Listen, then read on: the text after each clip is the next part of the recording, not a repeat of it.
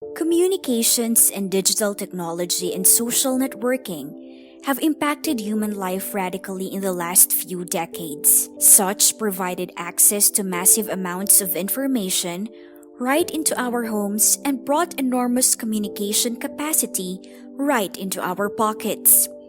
Everyone is findable and searchable, which likewise set up a new playing ground for cyber criminals. Cyberbullying, online gaming addiction, excessive use of social media, and the prevalence of cybercrimes perpetrated by adults preying on the vulnerable make the internet unsafe for children and the youth. Our past episodes' guests presented the parent's role and the individual's value system. Join us today as we highlight the key factors in addressing these gaps with our guests here in CyberChat, #CyberCare.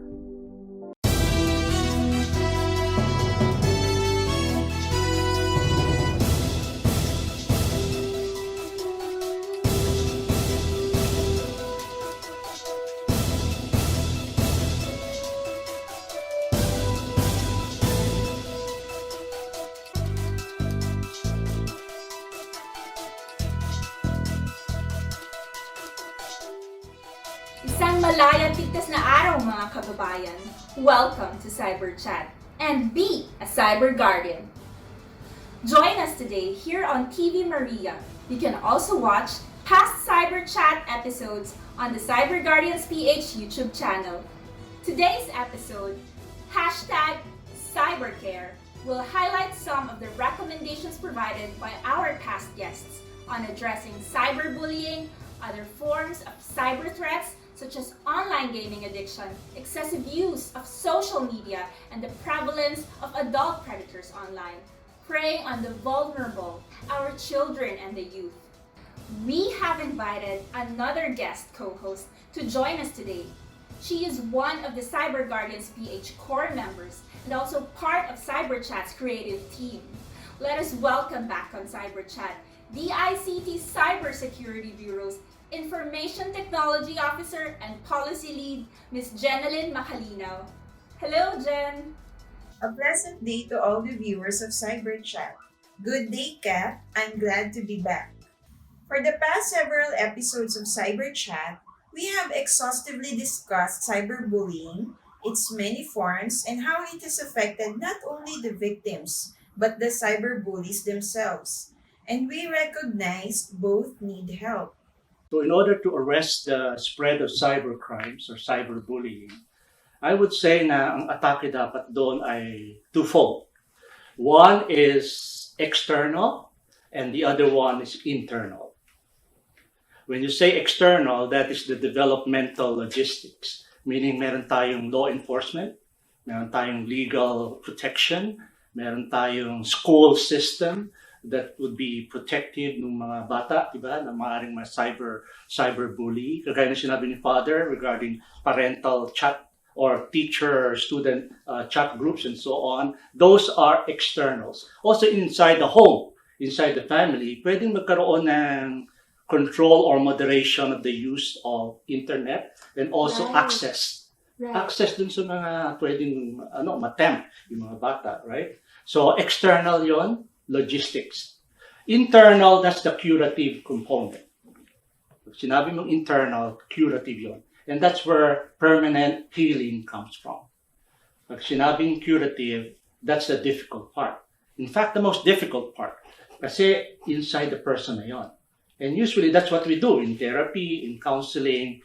But I think generally the school system has a lot to do with this, and also the family system, and also society in general, the values that we have been imparting to our children, our young people, and so on. Doon usually umiikot yung internal nung nagsa-cyberbully.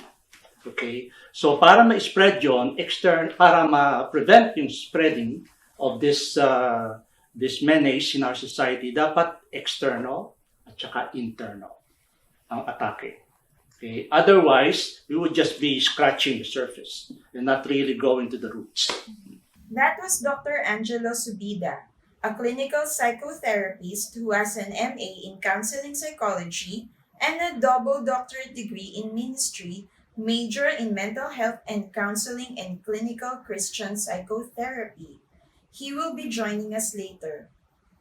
Online gaming addiction was also featured in two of our episodes, highlighting how the gaming world has deprived online gamers of their reality. Likewise, joining us later is Mr. Ace Deloy, If Senior you are a Advocacy parent, Officer of I will Stairway say the Foundation first and most Incorporated. crucial step that you can take as a parent right now is to have that trusting relationship with your child and open up a conversation for you as a parent, to try to understand why do your child enjoy gaming? Because once you share that culture, it's easier to connect to your child, and then your child will open up to you if he or she experiences something inappropriate or abusive online via gaming. We also took a close look at social media, which has pervaded society. Technology has changed the world as digital devices, tablets, and gadgets have become part of our daily existence. The generation gap continues to widen. So, what does it take to become effective and successful parents in the age of digital technology?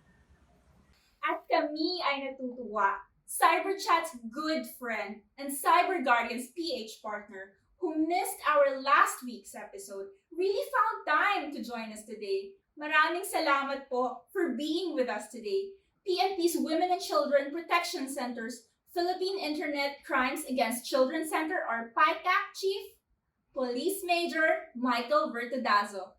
Si Ma'am Christina Tablanza, Principal of Benigno Aquino Junior High School, Caloocan City, ay muli din po natin makakasama today for us to better appreciate DepEd's current training programs on internet safety and child online protection. We will start our conversation with our guests when we come back.